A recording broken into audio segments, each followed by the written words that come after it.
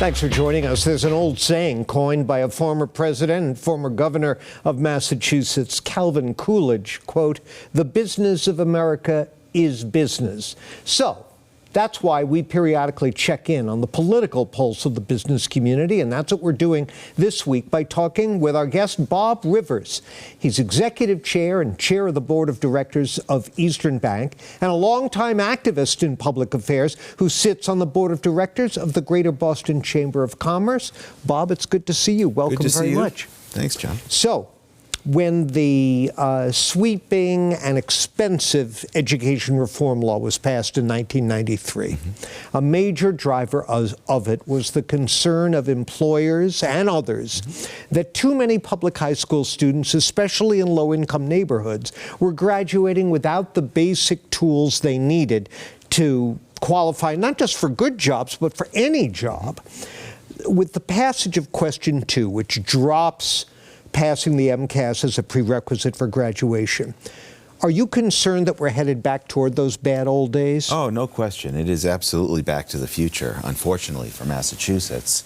The only standard we will have left is 4 years of gym and 4 years of civics. That is the only uniform standard across the school system in Massachusetts. And so as a result, you're just not going to know where your kids sit in an individual school in any particular way. There will still be an MCAS that'll be administered, but it'll become increasingly irrelevant because people won't pay attention to it. They won't study it. There's already ways to opt out of it anyway. And unlike the narrative that the MTA put forth that the MCAS was being replaced, it's not being replaced at all by anything. Well, there is talk on Beacon Hill of coming up with new statewide standards. Yeah. What do you think needs to replace MCAS? Well, we definitely need some sort of universal standard for all schools. Can't just leave it up to the local districts. No, that's what the teacher union wants. And again, my mother was a teacher for over 30 years, and this is not an attack against teachers who are hardworking and underpaid and really committed to kids. But it's like any other system. If you don't have a proper system of accountability, then how are we going to know how we're really doing? A school district could have its own individual standards, and your kid could meet those standards and thus get a diploma.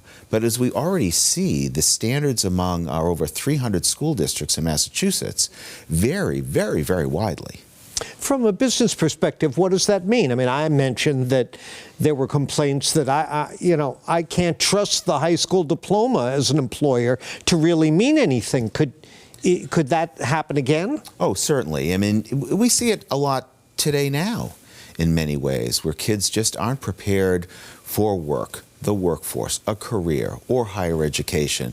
And this is only going to make it worse. Before the '93 reform law, we were not #1 in the nation in public education. We are today by any particular standard. It's a competitive strength of Massachusetts, is the power of our workforce. Unfortunately, by elimination of this standard, that's been significantly undermined. Yeah, and Bob, I mentioned you're on the board of directors of the Greater Boston Chamber of Commerce. The chamber leader, Jim Rooney, and several other groups recently dropped their opposition to Mayor Wu's proposed commercial property tax hike on the premise that she'll take a look at budget cuts down the road. You and others have argued that the mayor's playing with fire by dealing with the collapse of Boston commercial property values in this way. This was caused by the move to working from home that left all these vacancies in downtown office buildings, and that this approach could worsen the ongoing flight of capital from the city with terrible consequences for the city's financial future. So what's the problem here, and what's the way out? Well, the problem here is, unfortunately for the city of Boston does not have many levers for revenue. They basically only have property taxes. They have commercial property taxes and residential, unlike many other larger cities in America. And those revenue sources, such as revenues from the airport, from the convention center, and others, aren't available to the city as it is in other places. The city doesn't have an income tax, so it doesn't have that revenue source. So it relies on these two levers, and when one is threatened, the other one's going to go up. So in an attempt to protect homeowners from skyrocketing property tax bills, the answer was, of course, we'll raise them on the commercial property tax owners. Well, today, the commercial property tax owners already share a disproportionate portion of the revenue. And that's a sector that's under siege, as you mentioned, in terms of following values. So I think the theory was certainly that because building values are falling, even though the rate is going up, the net payments will be less. Well, that depends upon the abatement process. And unless those values are adjusted to real market realities, which I think is going to be a very, very slow process, in the end, commercial property tax owners are going to pay more. Otherwise, the math just isn't going to work. But the biggest problem, in my view, on this particular issue is optics on two fronts. One, it sends a very bad message to anyone who's thinking about investing in the city of Boston. It continues to reinforce what is an anti-business rhetoric and feeling that manifests itself in many ways across the city. And look no further than the construction pipeline in Boston, which is completely dried up. Now, it's not dried up in Greater Boston, but increasingly people are building in places like Watertown or southern and coastal New Hampshire because, again, it's much more of a friendly environment. Here in Boston, despite the cranes that are up there, those are all projects that were approved and permitted well before the pandemic, and we're seeing that carry through.